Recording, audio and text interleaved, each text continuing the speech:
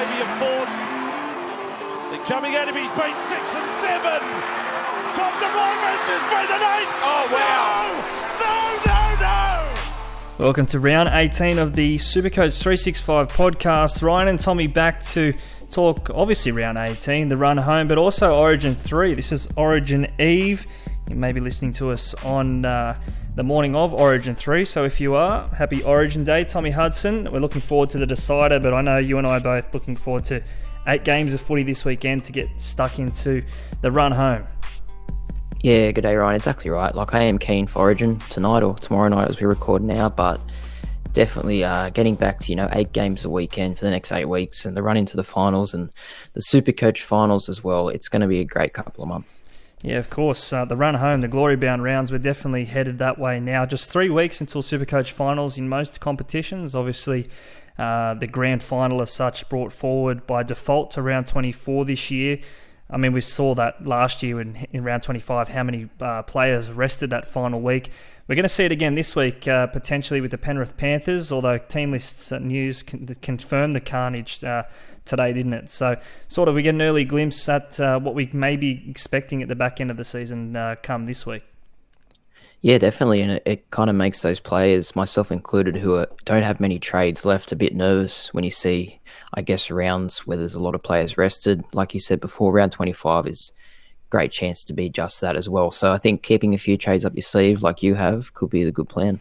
7 weeks to go total, that's including finals and such, so you and I, we may have to find a way to keep ourselves busy in the SuperCoach off-season. Of course, the NRL finals then to look forward to as well. But before we get into that, Tommy, let's talk yourself, mate. You don't want to gloat to kick us off tonight, but important we start here because you are airborne. You've locked down a spot in the top 300 as it is heading into round 18 on the back of a big score in the bye-affected week last week. Yeah, I got 761 in the bye round, which is a bit above average, up to 271 overall season rank, which is the highest I've ever been for sure. It's still a long way off the leaders. I think a few other people have mentioned this across podcasts, how far the leaders are ahead this year. So it's pretty hard to run them down. But, top 300 or even top 100 would be a great result for me. Yep, and hopefully you can push on into that top 100. And speaking of those other podcasts, what about Tim Moody, the reigning champion? He's every chance to go back-to-back. It's like winning the lotto twice, really. Probably even more difficult than that when you consider the amount of factors that go into planning and strategies and such. Tim, of the SuperCoach Experience podcast, so too winning mood. He's getting everywhere these days, and rightly so, because he's 37th overall and every chance of striking again. This might sound ridiculous, but if he won again, that should be like a news story, because that is just incredible to beat out, over 100,000 people 2 years in a row. That would just be incredible. But, still 7-8 weeks to go, so a lot of water to go under the bridge just yet. Of course, myself, before we get into round 18, 676 last week. Look, it was only top 12%, but it was enough to see a green arrow, a season rank change of 777. So all the sevens there. Seven's my lucky number, and maybe I'm lucky to keep moving up into, now the top 4% overall. Tommy, let's do this. Of course, the good, the bad, and the ugly from round 17. Probably the bye period as well, as we look back on the last 4 weeks. We'll talk a bit of that, but let's kick off with a bit of good, and the green arrows were my good. Speaking of bye weeks, what about the trade-ins of Hosking and Poll? The two nuffs as they were combined for a score upwards of 100. So in a week I didn't really target, those sort of moves to get Ryan Pappenhausen in, coincidentally, brought me a good result, and in the end, the green arrow, like I say. Yeah, Hosking was a bit of a surprise packet. 7 days ago we didn't know who he was, and he played quite well on Sunday, scored really well for Supercoaches who took the punt on him. My good would definitely have to be the South players. I have Walker and Mitchell, particularly 119 for Walker, 93 for Latrell, and they were just wrecking ball the other night. And, when they're playing as good as they were the other day, South can be a real dominant force in this comp. Yeah, we'll talk plenty about Souths later on when we get to their preview against the Bulldogs. Another good matchup for Latrell and Cody, and probably Alex Johnston as well, who returns this week from injury. The bad, though, for mine, I already mentioned his name there, Ryan Pappenhausen. it has to be bad, just the way he played against the Sharks. Not just him, though, the Sharks, or rather the Storm in general. And as much as Pappenhausen was, would you call it a failure, a 49 upon return? I think we all rushed into the goal-kicking number one, who's now not goal-kicking. So that's another concern for Pappenhausen. Yeah, it is. He just seems to get injured. He was very injured the other night. You could tell. I think he had a cork in his back or something like that. So that definitely hampered him, and the Storm just weren't going well. And that's my bad as well, really. But I'm thankful that I had the vice captain on him and not the captain. I think 13% had the captain on Pappenhausen, and yeah, you were kind of screwed after that, I guess. Of course, well, we can throw in, reverting back to a bit of good there, Isaiah Papali'i, probably a popular captain pick last week and did a job. For me, definitely, maybe you as well. Yeah, I landed on him after that, and 90 of the best from him. That was a really good effort. And that was, he came off with 10 minutes to go, but no, he'd done his work by then. The ugly to round us out here, look, my trade planning, many people targeted around 17. I actually targeted around 18, and that could be very well out the window. I'll expand upon that in our trading places segment at the back end of the podcast.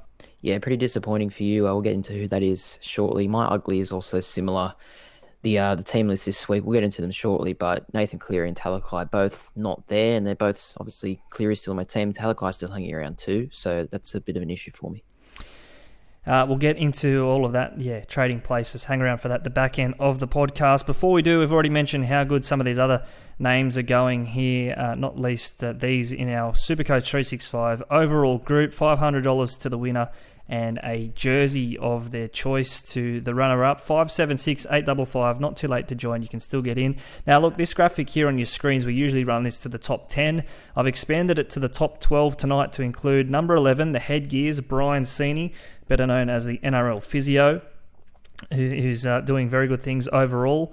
And so too, Savage Turbos, Brandon, of the SuperCoach365, the SuperCoach Experience podcast, who's doing his own good things over there. And we spoke about how good Tim Moody is going. I can't see him here in our group, so if you wanted to pocket another 500 to go with potentially 50,000, Timmy, what are you doing, mate? Get involved.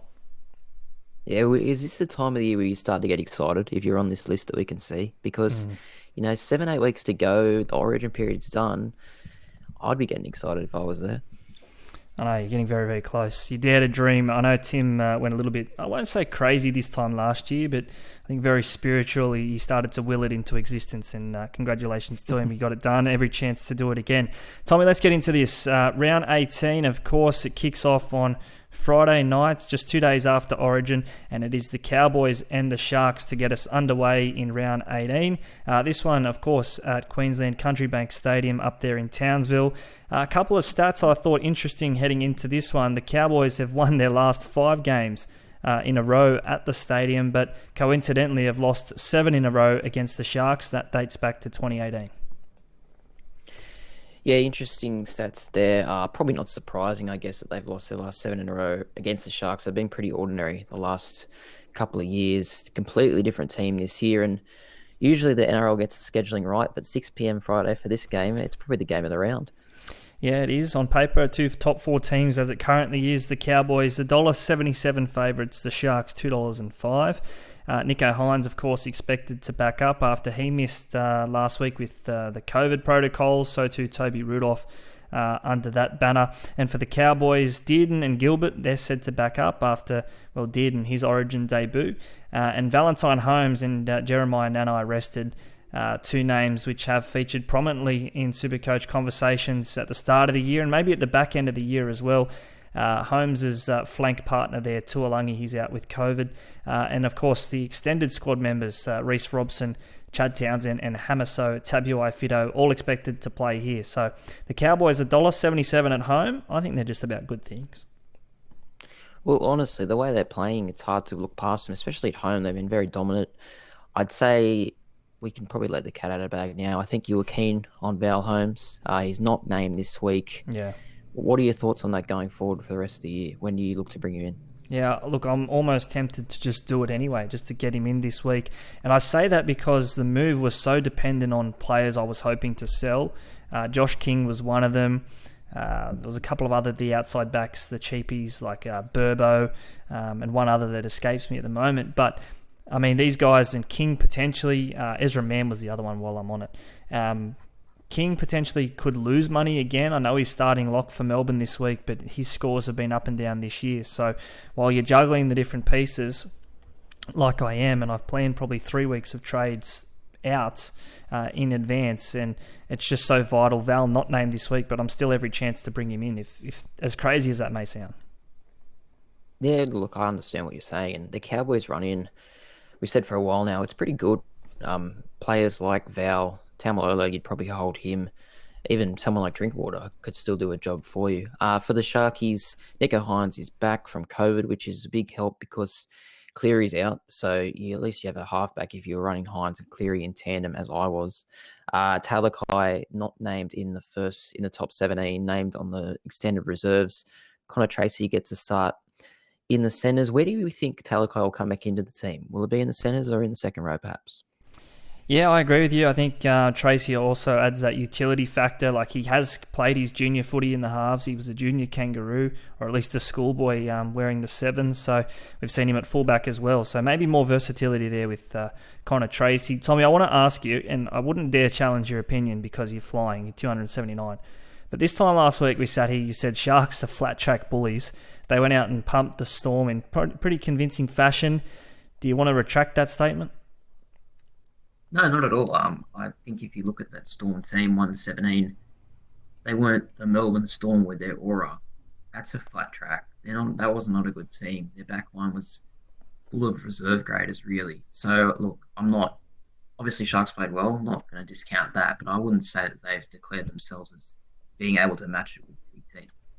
For what it's worth, playing anytime try scorers, we mention them every week, Ronaldo and Sione Katoa. They seem to just score every week. $2 you'll get for each of those to score a try. I'm with Scotty Drinkwater, $2.44 anytime. I think potentially as well with no Tuolangi, no Valentine Holmes, just Drinkwater trailing up the middle. He's such a good support player, and $2.44, that's where I'd be going if I was having a bet on that one.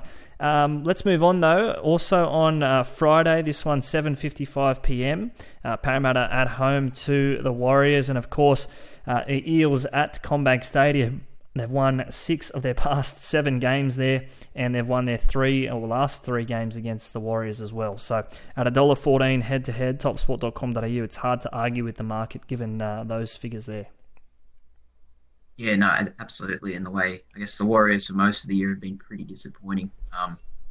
But Para are a hard team to trust, so I don't know if we're diving into $1.14 personally.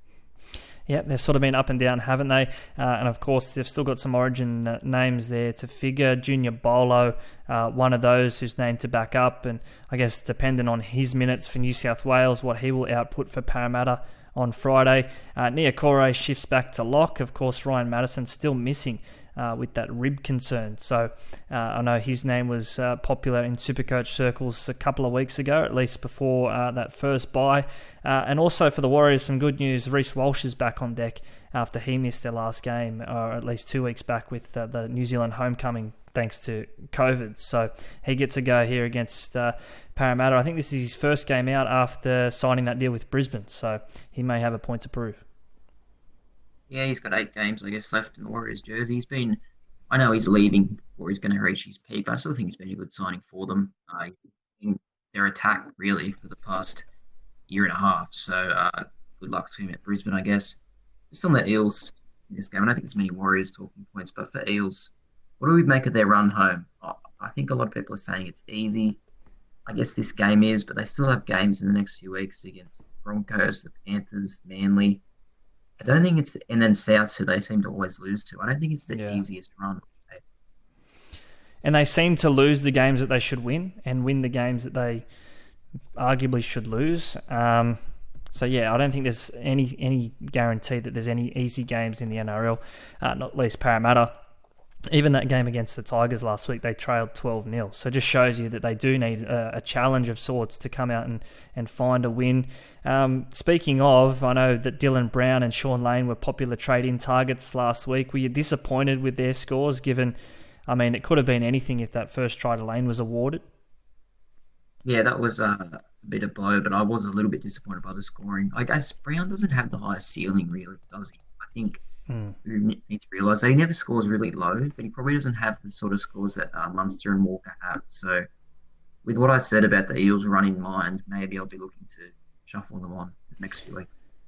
Yeah, I think, and correct me if I'm wrong here, but is this Maker Sivo's first game back at CommBank Stadium since he returned from the ACL? Obviously came back against the Bulldogs away from home, and you can check this while I talk. But topsport.com.au, he's the firm favourite here anytime, $1.60 for Maker Sivo to make that Sivo chant ring around CommBank on Friday. Clint Gutherson, another one who always seems to pop up around the footy. Much like I said with Drinkwater, $1.89 you'll get for the Parramatta captain. I think he might have played at CommBank against the Roosters a few weeks ago, right. Sivo. Yeah. But this is a great opportunity, like you say, $1.60. Probably chuck multis responsible. A good anchor for your top sport multis indeed. Speaking of the Roosters a few weeks ago, they need to really start to hit some form, don't they, the Tricolours, because they lost that game to Parramatta. They've been far from convincing at all stages this season. They get a chance to click into gear against the Dragons this week, although this will be no easy game as well. This one's Saturday afternoon, 3 p.m. kickoff at Coffs Harbour. Is it Coffs or is it Central Coast rather? Yeah. They lost on Anzac Day, of course, to the Dragons, but before that they won 7 in a row against the Red V. So put that one aside. They probably hold no fears heading into this one. They don't, but this is almost a must-win for the Roosters. Down to 9th now, even with a team like the Canberra Raiders and the latter. So they really need to start picking up their game. And look, it has to start here. They were unlucky against Penrith a couple of weeks ago, but it's very winnable for them. Yeah, and of course they'll have to do it without Luke Keary, who won't be there again. That concussion, well, the symptoms of it at least seem to persist, and he's obviously got a history there with those, so wishing him well. Joey Manu gets another go in the 6th jersey, and James Tedesco named to back up the Blues captain. They're going to need him, aren't they, Teddy? And they're going to need him firing on all cylinders because, their run isn't easy either, and that game against South Sydney, Round 25, the opening of the new SFS, that could be such a grand occasion. I think that's going to come down to whether the Roosters make the semis or not. So they have to win games like this where they're maybe expected to win, and they are with TopSport. $1.38 head-to-head, the Dragons, $3.05 outsiders. Yeah, that game in round 25, it's going to mean something for one of those teams. It's going to be a pretty awesome spectacle. Joey Manu in the 6, as you say there. Are we happy with that from a SuperCoach point of view? I think it means more involvement for him than he is in the centres. So I think I'm happy. Yeah, I like it. I think prefer him at fullback, but they're not going to shift Teddy. So if he has to play anywhere to get his hands on the footy more, maybe 6 is the answer. And I think they won their last game when he was at 5'8". I could be wrong, but at least he was more involved. And from a SuperCoach sense, he seems to just pop up with 70s, 80s, 90s. When he doesn't have to do a hell of a lot, those tackle busts, those offloads, they quickly add up. Yeah, 100%. He's just such an involvement player, and they're quality touches too. It's not just pass it on. He's breaking tackles. He's putting people through holes. So, yeah, look for him. If the Roosters are going to run, I think Manu is going to be someone you want to finish with this year. Anything else we like here? Anytime try scorers, of course. We're expecting some good weather, hopefully, this weekend. Saturday afternoon, 3 p.m. game. The Roosters, they may let it sing. And as it always is with the Roosters, to score a try. Well, I was going to say Tupou would be the favourite, but it's the other side. Joseph Suwali, who now heads them off, $1.85 if you think he can score, or that man Manu, $3.10 any time. Bit of value there, I think. Yeah, I'd be all over the try scorers here in the overs. I think this will be plenty of points on offer. Like you say, better weather this weekend. The Dragons' defence is still pretty, guess what's the word? The jury's out on it. Yeah. Brisbane really walked through them the other day with a lot of their players out. So if the Roosters click into gear, it could be a lot of points. Now let's move this one on to the afternoon game here on Super Saturday, Manly and Newcastle. Now there's not a market for this on topsport.com.au, but it would be $1.01. What price we see Spud Carroll and Chief Harrigan highlights this week, or the Darren Albert try in the grand final, to be betting suspended. Fortress Brookie, I've got here in the notes, the Manly side have won 6 of 7 games at home this year, and the only loss that they had was to that, I guess they snatched defeat from the jaws of victory in that one. They gave it away to the Cowboys, so they really could be unbeaten at home this year.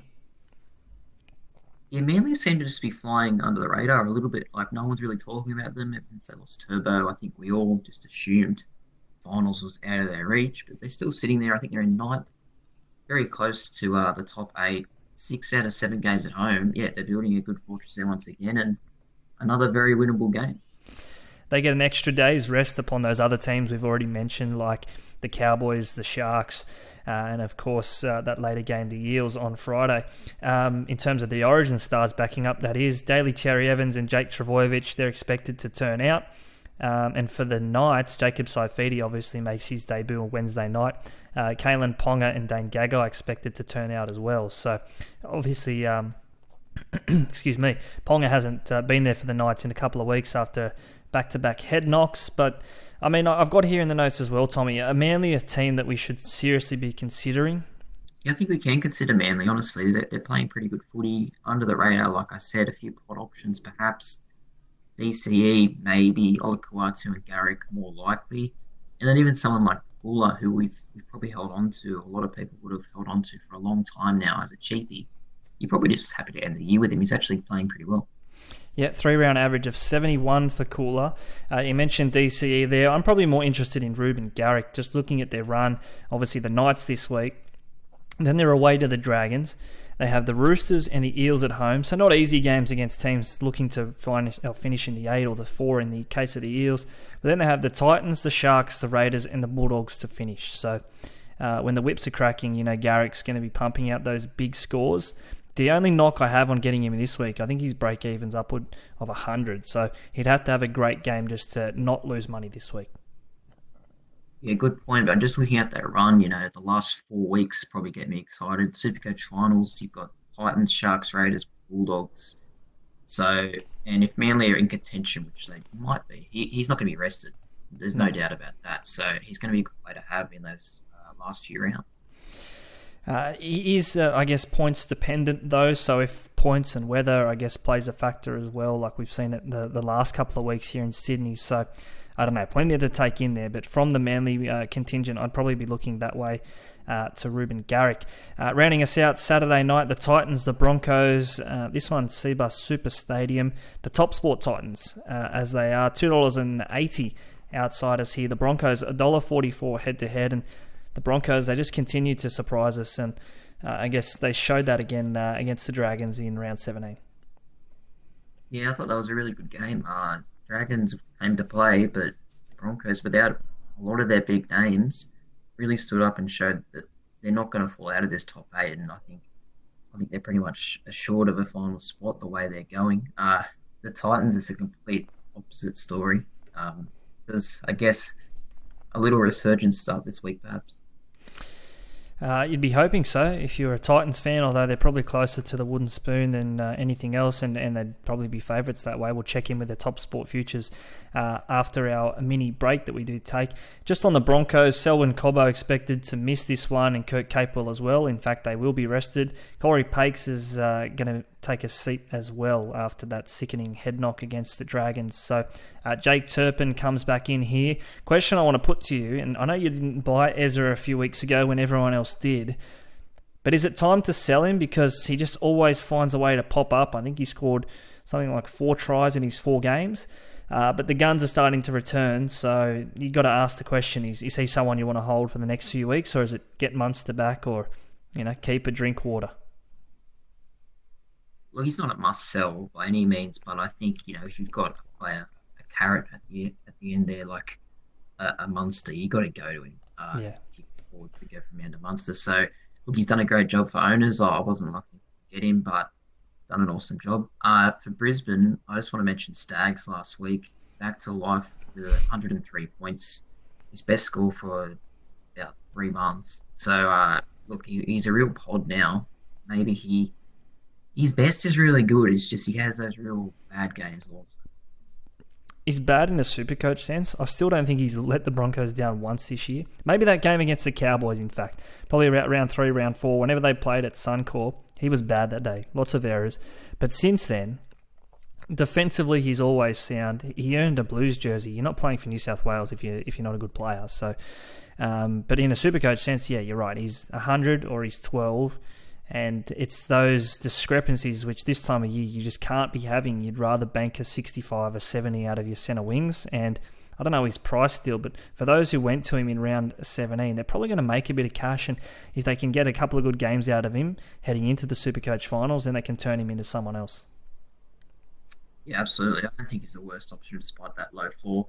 Just want to also talk about Tessie New. How good was he the other day? I think he's been much maligned by Broncos fans over the past couple of years, but that was a really good performance, and he's put his name out there to, I guess, be with the club going forward, hopefully. Yeah, what do they do with that fullback role? Because they've signed Walsh. Tessie looked every bit of fullback the other day, albeit against a Dragons team without their best player, Ben Hunt. And then they've got Cobbo there as well, who could easily wear a number 1 jersey at any other team. So interesting times ahead for the Broncos, an embarrassment of riches of sorts, and credit to them being able to either lure Reece Walsh back or keep these other names there as well. Anything else here? This one, Tommy, anytime try scorers, of course, Corey Oates expected to back up, we think, after playing Origin, and he would be the favourite way. In fact, he's not, so he's not even playing. Shows you the research I've done here. Deloise Hoyter, he scored a hat-trick in Oates' place the other day, $1.90. He's the favourite. Yeah, he did well. Did a good job. Just one thing I want to mention for the Titans, Dave Fafita, starting his first game since round 7. He started the first 7 games of the year, and he only scored below 50 once, with 2 scores above 100. So don't forget about it. We won't be forgetting about David Fafita anytime soon. You particularly, I don't think. Let's move this one on. The Tigers, the Panthers. Now, this is where we get into the carnage from Team List Tuesday, as it is tonight as we record. Nathan Cleary, Isaiah Yeo, Liam Martin, Jerome Luai, Brian To'o, Stephen Crichton and Api Coruscant all going to take a rest in this one. Shows you what Ivan Cleary thinks of his old club, the Tigers. You reckon he just does it just to piss off the Tigers fans? I don't know. They have a long-running battle. It's pretty funny that he's done it again. But he did this last year against West, and West pumped them, I think, 28-6. So who knows? They can probably afford to drop a game, though. For SuperCoach, as well as those other names that are out, I guess it's good to see still those names like Isaac Tungo and Taylor May. They will turn out. So if you're still hanging on to those two, which plenty are, I guess there is some good news amongst all of the bad. For the Tigers, though, Adam Dewey, he moves to 5'8". Hastings moves to lock. I'd say that's the first time in his career he's worn the jersey 13. And, of course, that man I spoke up last week, Big Joe O. Offahengawi, he moves to prop. So that could impact his score. And I know plenty went to Big Joe last week. Yeah, well, on your word, I'm assuming, because you were very vocal about him last week. And he's doing a good job. What do we make of these Panthers players that are rested? I guess Nathan Cleary, you're not going to be getting rid of him. You just got to sit him there for a week and just hope it's only 1 week. I guess Crichton, maybe some people still have. Ryan To'o, you're probably just waiting on him as well. Yeah, interesting to see if they get injured as well. As we say, recording this pre-Origin 3. If Cleary's injured tomorrow night, well, then he's an immediate sell because you turn his 750 into someone else, potentially a fullback, and move Nico up, or it could be a DCE, a Jerome Hughes. So plenty of options there, not wishing injury upon it, but hard to sort of go too far into depth about what to do with those Penrith players before they play the decider. For what it is, despite all those outs, Penrith, $1.36 favourites, still with topsport.com.au. This one's Sunday afternoon footy, so if they can let the ball sing the Panthers, they could still put on plenty of points without those big names there. The Storm and the Raiders, now they're the 4 p.m. game on Sunday afternoon. The Storm back at Amy Park. They've had a good record there. They've won their past 5 straight against Canberra overall. But I want to talk about Ryan Papenhuyzen. And he could be very well the king of Amy Park. He scored 18 tries in his past 10 home games there, and he hasn't not scored in 10 straight games at home. So he scored in 10 consecutive games at Amy Park. All up in his career, he scored 21 tries from 22 games at Amy Park, and he came off the bench in 6 of those games. So for what it is, $1.24 head-to-head the Melbourne Storm. You're not going that way. Perhaps has had plenty of knockers throughout the course of this week. $1.82 to score a try this week. Ryan Papenhuyzen, put me down for it. All of that makes me scared to be a Raiders fan on Sunday because it sounds like he's going to have a field day. Munster back as well. And I think with Cleary being out, you'd have to put good money on Paps being very high percentage captain. And it's hard to argue, really. It is when you go with that, and obviously all those factors considered. The Sunday afternoon game as well, it just sets up nicely for Pappenhausen. In those games, though, he did kick plenty of goals, and that's a question I have for you here. Is he still that appealing Supercoach player without the goal kicking? I think it makes up about 35% of his total output on any given day. So if that ceiling of 100, 120 suddenly down to 80, is he still as desirable now as he was, at the start of the season? I guess not, but I still think even without that, he's still like almost a must-have. His ability to score quick points, even when not goal, just surpasses pretty much any other player in the game. So are we even sure that he's not going to kick? I don't think many was kicking well, but you never know. Perhaps could get it back. I think it depends on how he feels on the day. So keep an eye on that. Cameron Munster named to return at 5'8". He won't be there for Queensland in Game 3. Obviously, COVID ruled him out of that, but he gets enough of a turnaround here to be there for the Storm. And for the Maroons, the Raiders, their Maroons prop Papali'i. He's been named and he'll be monitored after that decider. Jack Whiten not expected to play in Game 3. But I want to ask the question, has CMK been dropped? Because I think he's not on the bench, and is that just a sign of your time's done here in Canberra? Yeah, I think so. He was only really on the bench as injury coverage, and James Schiller's back on the bench, and he's becoming a bit of a nightmare if you have him on your Supercoach bench like I still do, because he's going to come on and get 4 points. So it kind of makes the loophole not attractive.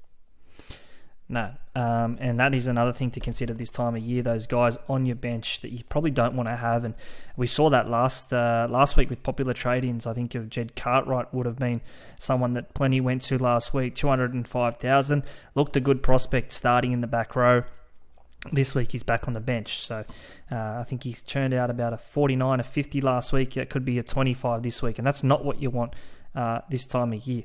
Anything else here, Tommy, that you like, topsport.com.au, anything that you can sort of tip us into, because you're seeing them well Supercoach-wise. Surely you can find us a winner. Not seeing him as well on the punt, so maybe not for me. I think we should mention also Brandon Smith is currently at the judiciary about his charge calling the referee cheat. He's going to get a few weeks. I know he's been a popular trade-in lately, and he's rock bottom price, but he's just burning owners constantly this year. Yeah, for what it is, breaking news literally minutes ago, he's been given a 3-match suspension for that cheating bastard remark. So 3 weeks for that. Probably fair. Probably don't want to be encouraging the kids to spray the ref. No, I agree. I'd say it, but the way the referee reacted, I thought it was all so I must admit. All right, last game of the week here. This one, an evening game on Sunday. So no Thursday night footy, but we get the Sunday 6:15 p.m. slot back. The Bulldogs and the Rabbitohs to round us out. Obviously, Matt Burton named to back up for the Bulldogs. Gets an extended break here, almost 5 days rest after Game 3. TPJ back as well. Good news for the Dogs, and Alex Johnston, Mark Nichols are back for the Bunnies. So both teams welcoming back some troops. Absolutely. I think this game for South, they just need to prove again that they're the real deal. They need to go on with this game, put a score on. And I think the owners of, Cody and Latrell, or other maybe Isaiah Tass as well, they'd be licking their lips because this is a really good fixture on paper. Yeah, I want to talk about Latrell, and he's probably the one that you would want to go to. I know you did a couple of weeks ago. Plenty did last week, round 17, with his non-origin availability. Scores of 99 and 93 in his past 2 weeks. Cleary out this week does open the door for Latrell to come into a lot of teams. Obviously, you bank a bit of cash. You shift Nico to halfback potentially. Is he a must for the run home, though? Or is there other fullback options there that you think are better suited ahead of Latrell? Because he does look dangerous, but we know South's run is going to turn eventually. Yeah, no, he does look good. I wouldn't say he's a must. He's still a risk. And as we saw the other night, he's almost a risk of getting suspended every week. He just does some silly things. But yeah, at his price at the moment, I think he's still maybe $650, even less. He's really hard to say no to. I guess Tedesco is probably someone else that you could look at after Origin. The Roosters get on a run, so maybe one of those two will be your slot Pappenhausen at fullback. South's $1.29 head-to-head here. The line, 10.5. If you're playing the line there, and to score a try, we always look at it. Alex Johnston, $1.59, so expected to just pick up where he left off. It's pretty short. Latrell, $2.17. Cody Walker, can he score back-to-back weeks? $2.59 for Cody. Anything else here? Just on that Souths run, obviously expect it to get a much more difficult back end of the year, and this is how it is. They finish with the Roosters, obviously, but from next week is when it gets really difficult. They have the Storm, then they have the Sharks, at home to the Warriors, away to the Eels, and then they finish with the Panthers, the Cowboys, and they grudge match against the Roosters. So looking at this here, they play all of the top 4 teams in the last 7 weeks. So not an easy run home for Latrell Mitchell nor South Sydney. No, it is very difficult. I probably didn't realise how difficult it was. It's a good little period at the moment for them, but it is going to get hard. So maybe do factor that in before you buy. I would say, just in terms of betting, $1.59 for AJ. I know it's short, but if you're going to have one bet this weekend, you probably deserve that because they go left every single time. Have one bet, but make it a big one. Gamble responsibly. TopSport.com.au. Tommy, we're going to take a quick break here. On the other side, we're going to talk captains, our trading places, and answer a couple of your questions as well. Having a bet on sport this week? Top this. Whether you're into cricket and curling or golf and greyhounds, TopSport will let you on for plenty. And with literally hundreds of markets from your own backyard to the international stage, TopSport has you well covered. So if you want to get the top odds every time, bet with TopSport. Top that. Download the app today. TopSport. Feel the excitement. Don't let the game play you. Stay in control. Gamble responsibly. Yeah, welcome back. The SuperCoach365 podcast, proudly brought to you again this season by TopSport.com.au. Let's hope we can make it 3 years on the bounce this time next year with Tristan and co. Look, let's talk a little bit of State of Origin before we do talk captains. And, of course, we look at the markets for TopSport. Just looking here, I tipped everyone into Queensland a few weeks ago at the $2.25. I thought it was a special. Sorry if you got on early because Queensland on the back of the Munster out now, $3.50. Still think it's a good price at home, but it's going to be a much tougher job now without their marquee man.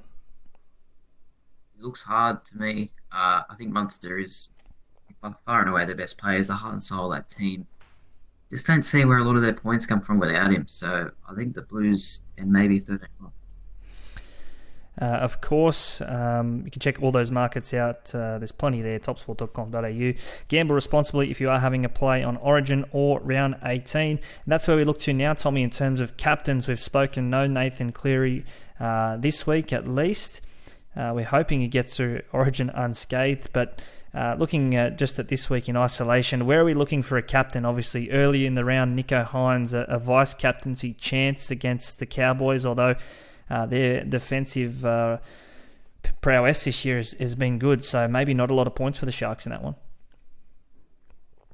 Yeah, it's not an easy fixture by any means for the Sharks, but I do think this is the nature of Hines. He's worth putting the vice-captain on. He's such a high-ceiling player.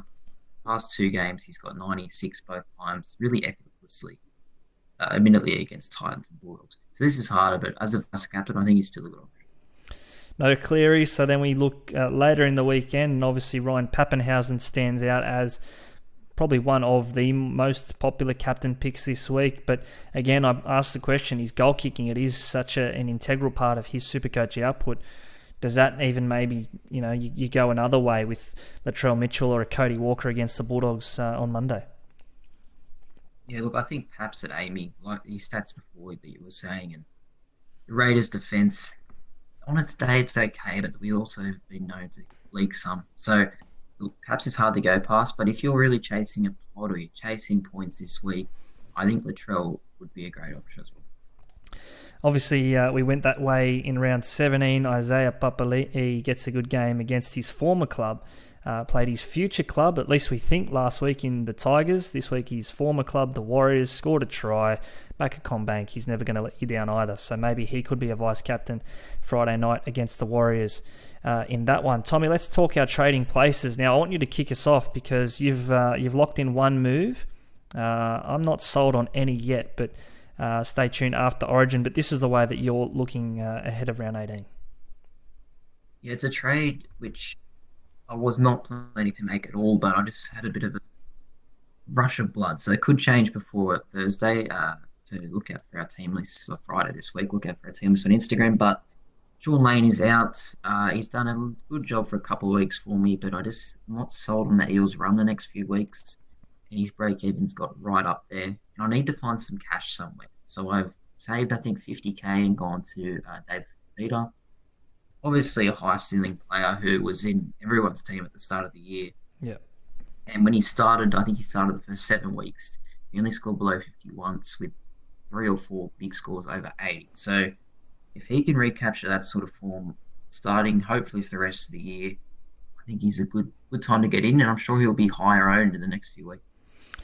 Making the move early there, I don't hate it, just for Feeder, and I mean, I think he's played in the centres this year. He's obviously started the back row, off the bench as well. There's just so much going on around him. That's why I sold him. I think I sold him round 2, and I've never looked at him again. Just that, what do you call it, lack of security in his position. He's their best player on his day, but his day this year has just been few and far between. It's a risk you're willing to take, though. Yeah, look, I just don't think I think Sean Lane at 600 plus K, I just think I'm willing to get rid of him. And yeah, the Feeder, look, if I want to try and win this thing, I'll get to 100. I've got to take some risks. And Feeder's the sort of player that can get you those big scores. So I'm happy to go to him. I've got enough second rows to cover if he doesn't play 1 week. Yep. Yeah, I'm happy to be with him. All right, so you 6 trades remaining, and I think you had about $42,000 in the bank. No boosts, obviously. So again, things are going to get very, very tight for you back end of the year, but you're confident you've got the depth in your squad to cover any injuries post-Origin leading into the final 7 weeks. Yeah, I've got a pretty deep squad now. I think probably 20 good players. So barring heaps of injuries, there won't be much trading happening after this week, that's for sure. Sounds good for me, though. Look, as I said, I was planning to use one of my final 3 boosts this week. I've still got 3 up my sleeves. I really targeted this week as a sort of game on sort of week. Mam was going to be a sell, but now his break-even's a manageable 30-odd. So whether or not I'm selling him against the Titans, that looks a good game for Brisbane suddenly. Josh King was also going to be a sell, but now Brandon's out, so he's starting at lock, and we've seen what he can do on his day. And Ben Travojevic was going to be another sell, but he's not playing this week, so he's no damage from the auto emergency sense, and he's not going to lose any more money. So suddenly these 3 outs that I had last week, I'm happy to roll with them 1 more week. For what it is worth, I was going to bring back in Munster, get in Valentine Holmes and Cameron Murray as well. So it would have been 3 big guns and 3 Origin players to come in after Origin. Suddenly I'm thinking I may just sit there 1 more week, save the trade, still have 10 left, $838,000 in the bank. I am handicapping myself a little bit, but the plan was there to get those 3 in, and then Garrick and a couple of nuffs next week and almost be happy with that team. So I don't know, maybe it's just putting the plans on ice for 1 more week. Yeah, it's a bit disappointing about Val for you, and I see what you mean with Mam and Munster. How many trades do you have left overall? Still 10 to go. So still there, 3 boosts as well. So you think there's 9 trades in that. So are you going to actually use all those 3 boosts? That's what I'm thinking. Like, with this many rounds to go, if you used all your boosts, that really only leaves you 4 weeks left to trade. Yeah, individual week. Yeah. So I'd have one. I'd have to go a month using only 1 trade, and that's why I wanted to get to the finished squad, inverted commas, finished sooner rather than later. So to just have the final squad as such, and then use the final boost round 25 to just get warm bodies, because I'm expecting some more restings to happen in that final week. And if I could have to use your boost, No, you don't. If you don't want to, you don't have to use it. I feel like it's like when Mum gives you $20 to go to the canteen and you only spend 5. I've just wasted the other 15. That's the way I look at it anyway. I think I want to use all 3, and I just want to time it right. So this week may not be a week to use it. Of course, like you said there, Tommy, all of our final teams and our captain's call as well.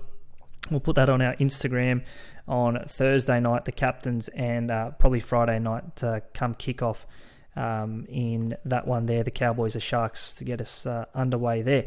Okay, anything else here before we get into our listeners' questions? Obviously, there's going to be plenty of these on the back of an indifferent bye week. It's going to be hard. Some people are going to be happy with their round 17 scores, some others not. So let's just take a couple of questions here. We'll look it up, and obviously kicking us off, Blake's Brushworks.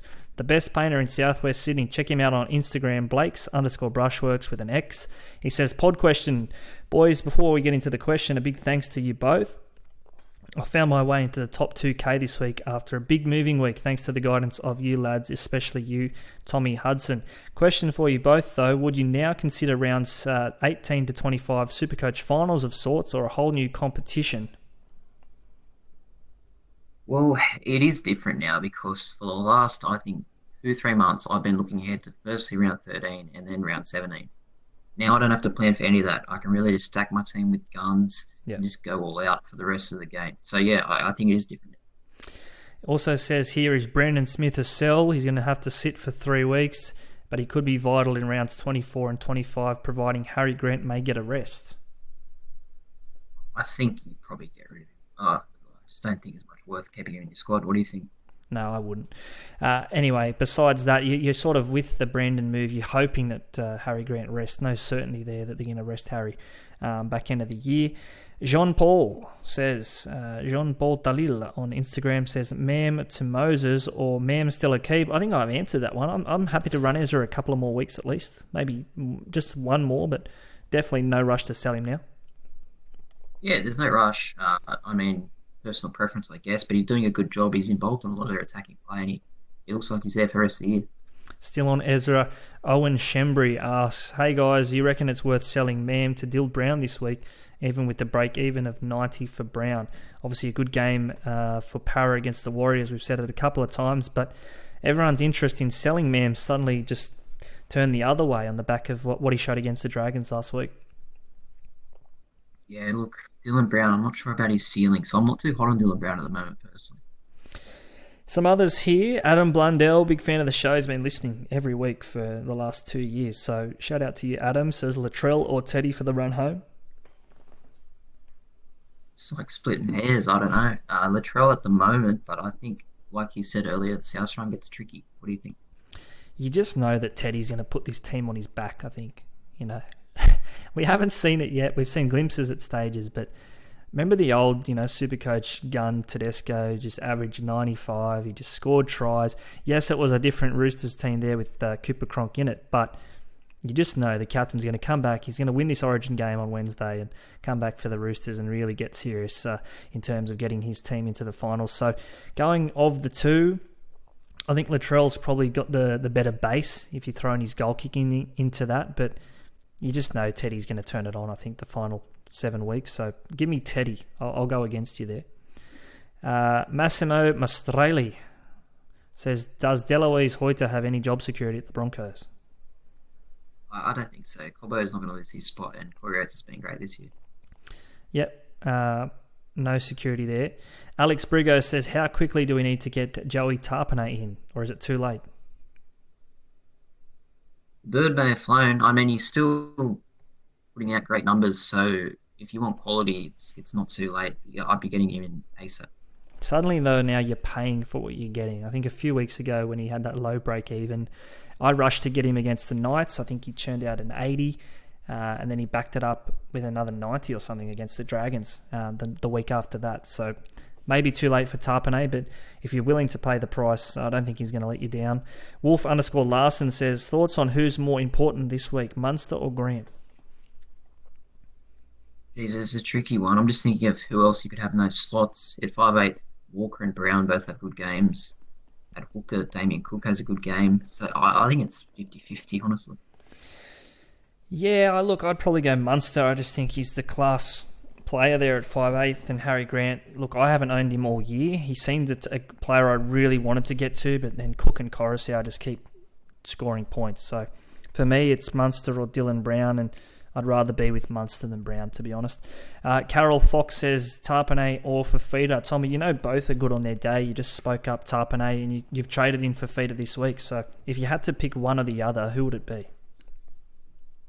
God, that's so hard. That's a good question. Well, Fafita has a higher ceiling, maybe, but Tarpanay's consistency, maybe Tarpanay, honestly, the way he's going, it's hard to say no to.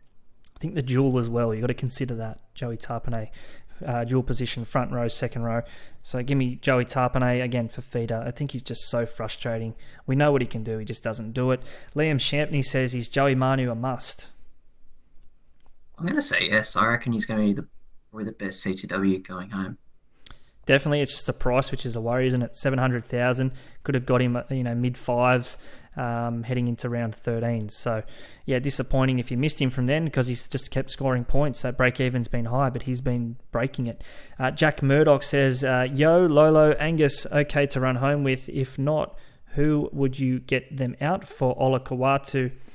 He's got Papali'i and Tarpanay up front, and Max King and Isaac Tungo as backup. So there's a bit happening there. Yeah, it's definitely okay to run home with. I think maybe Yo being out this week would maybe lead you to selling him perhaps for, you could go to Fafita like I did if you want someone high ceiling, even though he's a bit of a risk. Other than that, there's not a lot of great second rowers out there this year. Madison's injured. Kick out from Panthers is another one, but maybe you prefer Yo. I'm not sure. You got to consider as well, what are you playing for? Is it the overall rank? Is it head-to-head comps? Because suddenly if you are playing like you are, Tommy, you move this week with Fafita, you've gone the high ceiling. But if you just want to lock down a good score week to week and win your head-to-head comps and probably just stick solid with those 60, 65 point per game back rowers there. In terms of your front rowers, I think you bang on the money there with Papali'i, Isaiah and Joey Tarpanay there.